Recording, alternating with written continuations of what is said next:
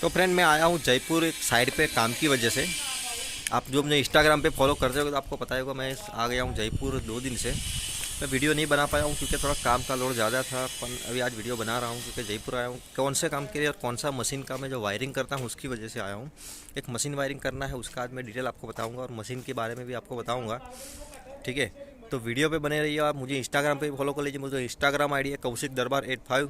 आपको link description में मिल जाएगी और आपको साइड में आईडी दिख रही होगी, वहाँ जाके मुझे फॉलो कर लीजिए। मैं रोज़ अपडेट डालता रहता हूँ, मेरा इंस्टा शॉर्ट वीडियो भी डालता हूँ, तो भी आपको मज़ा आएगी वीडियो देखने में। मुझे इंस्टाग्राम पे फॉलो कर लीजिए।